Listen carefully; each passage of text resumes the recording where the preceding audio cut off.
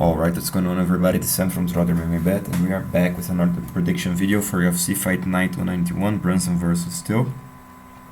I'll divide these videos as follows. I'll first explain real quick the results from previous cards, then some small changes that I'm having here. Guys, and if you wish to support the channel, stick until the end. I'll be talking about all the picks and the bets, and then I'm gonna be breaking this card down for you guys. So as my commitment to you guys, I'm putting up here my latest results. As you guys know, I haven't showed much in the last months. I actually took some bets, but I was not putting organized, so I decided not to put the results here, just to become more transparent. So the one that I put the bets I would take was for the month was on UFC Fight Night, UFC on ESPN 29. I had a tiny profit of 0.6 units, which gives 20% of profit for the card. I bet 3 units and I got 3.59 back. And if you're new to my channel, you have never seen this, I have some metrics here that I show basically my accuracy in terms of the picks, and when I bet the juice, when I bet the dog, and the profit in terms of unit size. This is accumulated from the start of the channel last year, and this is if I'm counting per event, and this is my accuracy percentage of the pick when I bet the juice, when I bet the dog. All right. I also separate these bets in high, medium, and low quality bets, and this is how it's adding up in each segment. All right. This is basically the chart of the year. So as you guys know, I don't hide anything if I have profit or loss. So I had losses on the June and July, at least from what I show here. You know, the bets that I take that I show here, you know, there are some prop bets that I take that I don't show here, but either way, keeping the transparency, this is what I have, and this tiny profit for August. All right.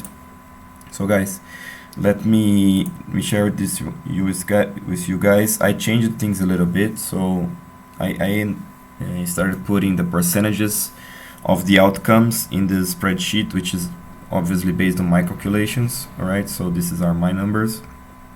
And I'll keep the same idea, showing to you guys who I'm betting and the unit size that I'm betting, right? So if you want to, if you'd like access to this spreadsheet, so you can take a look at this, analyze yourself. This is part of my Patreon $50 tier, all right? So let me just filter out this one because this is the best that I'm taking for the next card. So about this card, let's go real quick through the picks. Sorry, this one was for the next card. So for this card, the bets that I have, guys, the picks, all the picks and the bets between Jonathan Martinez and Marcelo Rojo. I'm picking Martinez but not betting the fight. Modestas Bukauskas versus Khalil Rountree.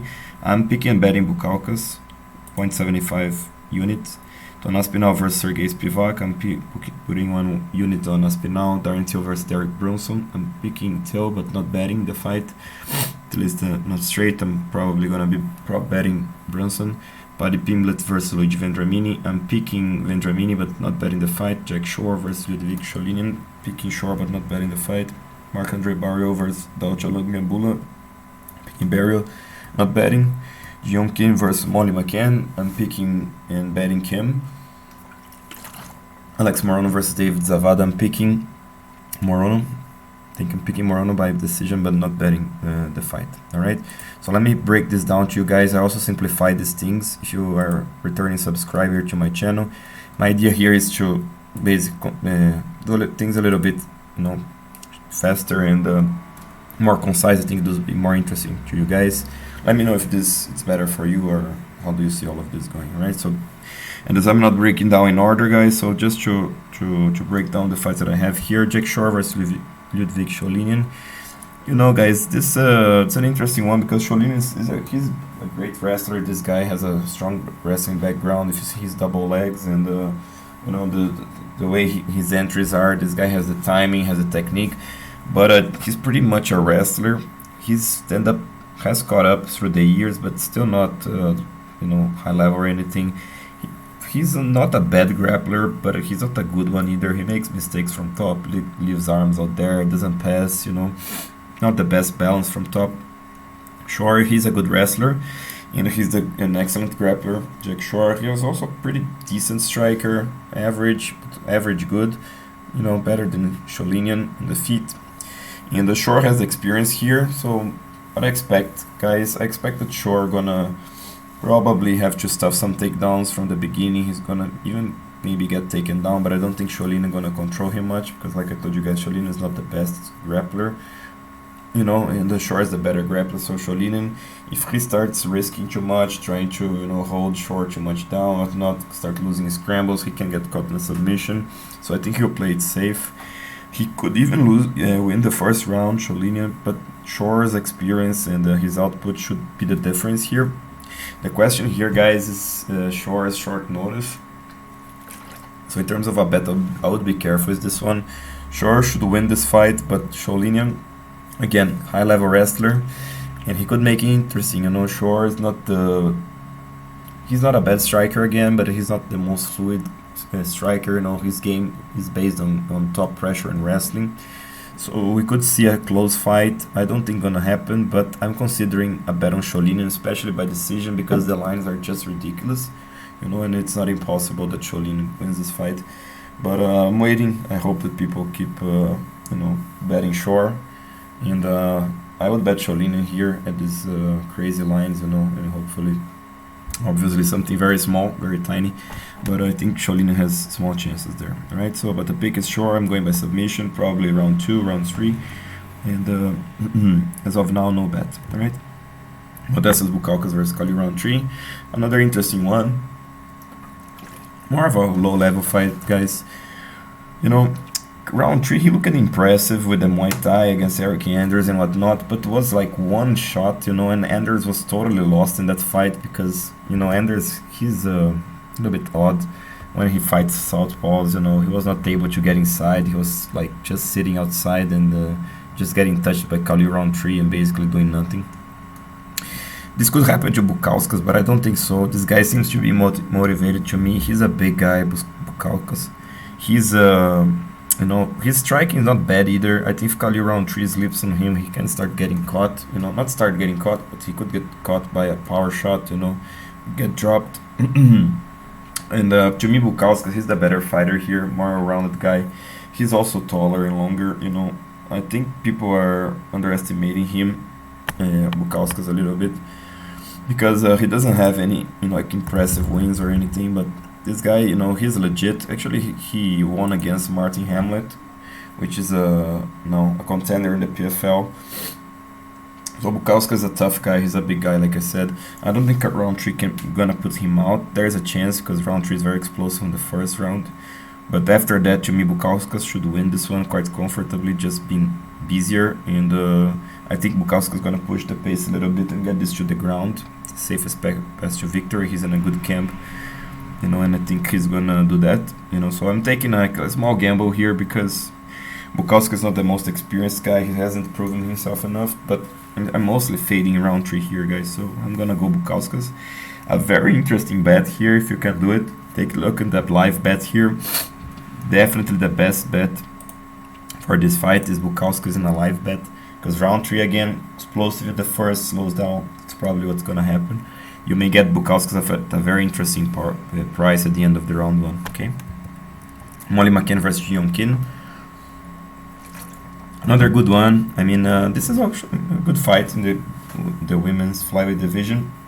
Now McCann, she's like a short, stocky, you know, well-rounded fighter, but basically in the front foot, she doesn't have much defense. She's not that easy to hit, but she doesn't have much defense or counter-striking or something. In the offensive takedown, she's pretty decent, not bad grappling from top. But on the defensive part, she doesn't have much again. But against Kim, gonna be interesting because Kim is more like a counter puncher. This girl always starts low, like she starts ridiculously slow, and then she picks up the pace a little bit on the second, the third, she wakes up and goes aggressive, and she started becoming dangerous.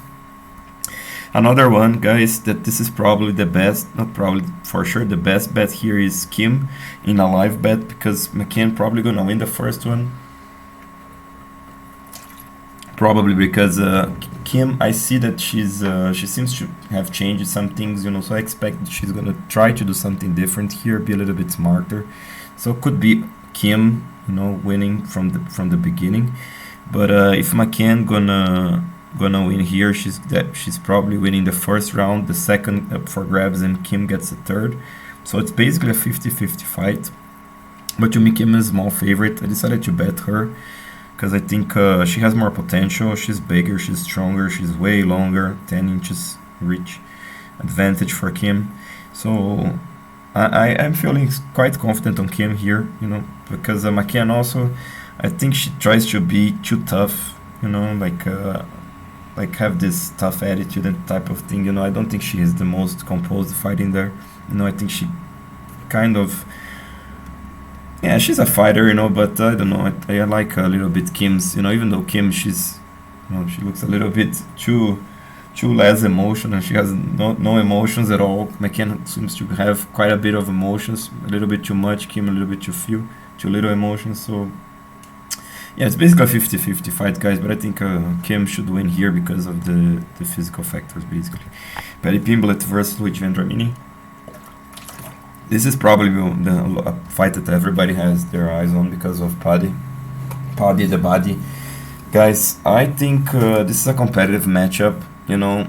Vendramini, this guy is tough, you know. He's legit in all aspects of the game, in the physical part, in the ground especially. He also has a good stand-up game, you know. He hits hard. He hits harder than Pimblett. Pimblett has experience. This guy is also a legit grappler, you know. He's quite athletic as well, Paddy.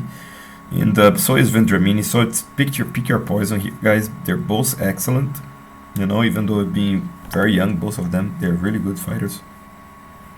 So I think Vendramini actually has more potential here because if Vendramini, he has a BJJ black belt. I think on paper he's the better grappler, even though Pimblett from top probably gonna have the edge if he gets there and he's the better wrestler, Paddy. But guys, I think I don't know. I have a feeling that Vendramini gonna be able to make this a war, you know. And in a war, I think Vendramini gonna get on top because I think Pimblett, he likes the fight when he can be imposed at wrestling, you know. I'm not sure he's gonna do it here. He's gonna try, you know, but I'm not sure he's gonna be able to get it done, you know. And I think this is a competitive matchup. I think gonna be a war, and I see Vendramini being able to win the war. But again, Pimblett, good wrestler, good grappler from top, pretty good striking, you know. In the high level fight here, guys, you know, young hot prospects, high level here. So pick your poison. I'm going Vendramini here. All right. And in terms of, yeah, I commented a little bit how I see this playing out. I think Pimblett shoots, you know, Vendramini gonna stuff some takedowns, maybe get taken down once or twice, get back up, you know, and then on the feet, I think Vendramini picks up the pace a little bit, you know, then they're gonna grapple again. So I see this type of battle coming, you know, back and forth. Marc Barriault versus Dalcha Lungiambula. It's a good fight as well, you know, good matchup, let's put it this way. Not high level, actually, a little bit lower than average. But the Barriault, tough guy, likes to push forward, you know, and keeps coming. Great cardio, you know, power bar for a reason. Lungiambula, ridiculously powerful for their division, you know. He's 5'8", and the guy's a tank. He's 185, you know. To get at this weight, you know, being 5'8", and you know, being lean and you know, training MMA is just ridiculous. The physical strength that this guy has, you know, the athleticism and whatnot. So we know Dalcha can explode and put anybody out in the middleweight division, you know, with one shot. He also has the wrestling here. He's not a good grappler or anything, just hammers guys from top. Barriault, you know, good takedown defense, but not excellent. Good escapes, but not a BJJ guy. But he should do fine here against Dalcha. I think Barriault gonna be able to, you know, survive. You know, if he can get caught in the first round and Dalcha comes up on top, you know. But I think most likely we're gonna see Barriault in the round 3 coming on top, guys. I think he has some chances here for the finish, especially by TKO, because he's not a submission guy. So in terms of bet, I would say Barriault round 3 TKO is the best bet, and you could possibly find this bet, you know, or Dalcha in the first 2 rounds. Fight goes the distance. Sorry guys, my throat's not good today. Fight goes the distance also not a bad idea because, you know, there's a chance that Dalcha gonna stay on the outside and not take too many risks. But I would take this if I can find like plus 200 or something, which is probably almost impossible to find like a line like that. But we'll see. I haven't taken a look at the odds yet. All right, on to the next fight: Jonathan Martinez versus Marcelo Rojo. Very good one here. High level striking battle. Rojo likes to take the front foot, you know, corrals guys, throw some bombs. He's also not a bad wrestler, you know, good grappler from top, but he's mostly an offensive fighter. And he has to counter. He has the timing, you know, on the feet not bad, but when it comes to counter wrestling, has experience, you know. Actually, I'm putting here that actually he has good takedown defense. As far as I'm speaking, I'm quite remembering his bouts. They're quite a complete fighter, you know, but he's definitely better in the offensive part. And he's fighting Martinez, who is quite the opposite. He can go forward, but excellent on the counter striking. Tough guy to take down, hold down. So guys, I don't know, I was back and forth here. To me, it's a 50-50 fight, you know. Rojo, he's coming down weight class, which makes things interesting because he was not a small featherweight. He's gonna be a big bantamweight, quite tall and long. You know, this guy's motivated. He has the experience. You know, so again, pick your poison here. I think Martinez has a little bit more chances. You know, by decision maybe. But Rojo as an underdog by decision sounds interesting to me. I'll probably take this one. You know, as the only bet for this fight because Martinez is not easy to finish, even though he could get finished here. You know, it's not easy. This guy has a good chin. You know, I know he got caught by David Grant, but no. He could get caught there. You know, he takes some risks, which is good because when he counter punches, he can do damage. But and Rojo doesn't. He's a quite heavy-handed guy. So again, there's a chance that Martinez get finished, but I think most likely this go decision, and also decision prop, not a bad idea depending on the price.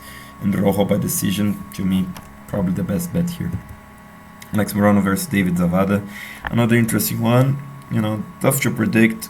You know, if you got Zawada on an early market, kudos to you because I didn't watch the videos before today. Today I watched the videos, but on Zawada and Morono. But I think this is a pick and fight again. You know, Zawada. Actually, I'm going Zawada here.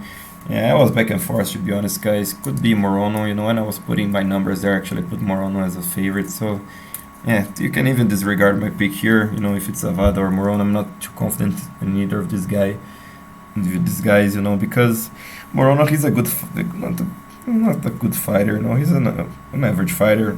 He's not bad, you know, in average in UFC is pretty good, but doesn't have much power, you know, doesn't have, like, the best style to win the fight. You know, he gets inside and start banging. It's fun to watch, kind of, you know, but he takes some risks and he doesn't impose too much his game plan. He doesn't have much wrestling, very bad counter wrestling, you know. Grappling is okay, but he's a PJJ black belt, but it's not legit, you know. I don't know where he got it, but at least he hasn't proven himself in the octagon with that. Zawada is a better grappler here, hands down. The bigger guy, hits harder. I think he has more chances to win this fight in terms of potential. You know, if he wakes up a little bit, tries to pick up the pace, pushes the pace a little bit harder, he could win. Doesn't seem to be much his style, but he's been in the UFC for a while now. He's a quite experienced guy, so at some point he has to change something. You know, good camp and etc. I don't know, man. If I'm not betting this one, so like I told you guys, I'm back and forth here. You know, I think Morono gonna push the pace. Zawada has good chances to start landing cleaner, you know, and even drop Morono, even not putting him out, but dropping him. And then Zawada could take him down, hold him down a little bit. So it could be back and forth and a type of a war, you know. And I think Zawada gets on top or Morono by decision. If you like Morono, go by decision, you know. So these are my thoughts here, guys. Thomas Pinal versus Sergey Spivak. It's a good one in the heavyweight division with good implications. I think it's easy to break down. Probably most of you guys know both of these guys. Spinal, super powerful, tall guy, light on his feet, fast, athletic. You know, hits hard around it, good wrestling, good grappling. People talk a lot about that fight that he lost from his back. I forgot the name of the guy's Stuart Austin. Maybe it was Stuart Austin. You know, yeah, many years ago. It's tough to tell if Tom Aspinall gonna still fight as the same. Aspinall was pretty, out of shape in there. Now he's lean, he's mean. Spivak, not the most athletic guy, not the biggest heavyweight. Has a good wrestling, good sambo wrestling. From top he's good, from the bottom he's probably gonna struggle. This is Aspinall's fight, guys, hands down. If you like Spivak, only by decision in my opinion, because even though Spivak has a small chance to put Aspinall out, because Aspinall with that chin up is really makes me scared. I bet Aspinall against Arlovski. I was tense on those exchanges with that chin up. So, but either way, Arlovski has more power than Spivak. Spivak wouldn't risk too much to strike with Aspinall. So it's Aspinall to me all day, basically. And to get Aspinall to minus 250 is a very interesting bet in my opinion. I'm parlaying him. I'm putting at least one unit there. And to me, the value is on Aspinall, especially by TKO, even though this line should be expensive. And again, if you like Spivak, only by decision, I could do it a little bit to cover my bet, in case Aspinall gets taken down, doesn't escape. But to me, Aspinall finishes Spivak early on. In the main event, Darren Till versus Derek Brunson. Good fight. Basically striker versus grappler here too. Everybody knows him, like powerful 1-2, that left hand comes as a piston, super big, fast athletic guy, but that's pretty much it. He has an 1-2, he has a good clinch as well, he can kick a little bit too, good head kicks.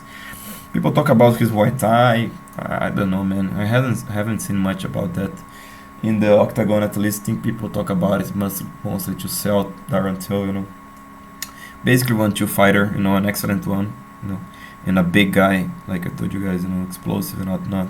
He's fighting Derek Brunson, who is a good wrestler, but he's 37 now. He's no longer at his best, but this guy still can crack, that he's also southpaw and that left hand comes explosive. He could catch Till, we saw Till getting caught by Masvidal. Brunson can explode. Till doesn't have bad reflexes, but he has this tendency to try to counter strike, and it's not much his thing, so he could sleep on Brunson's strike and get caught by the powerful overhand, and get put out. But most likely is Brunson trying to out-wrestle Till. I think Till has enough physical strengths, and agility to stuff that. I'm not sure Till has enough, how can I put it?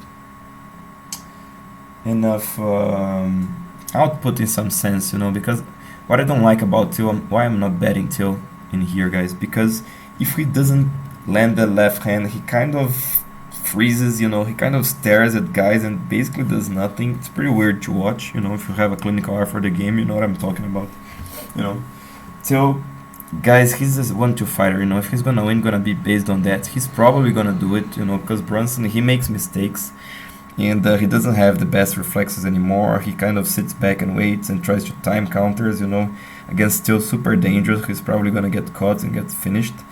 But again, guys, there's a decent chance that Brunson gonna out-wrestle Till and just sit on top, And again, if Till starts getting taken down, he's gonna shut down and not gonna,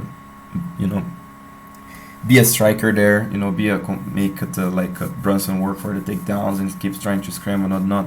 I don't see Till doing that much. I think Till, if he doesn't finish early, he's gonna probably accept that, the slow pace on the outside until he gets taken down and loses the round, So another probably best bet here is Brunson in a live bet if he survives the first two, quite confident that he sits on top and wins the decision against Till. Okay, but I'm picking Till by TKO.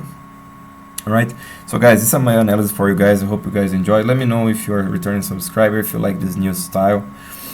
So like I promised you guys, if you wish to take part on my Patreon to support the channel, as of last, shout out to my patrons. Thank you guys for being with me.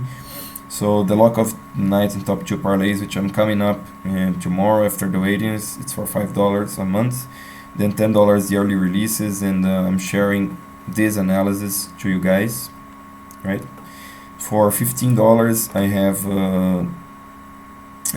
the prop bets, you know, line by line, and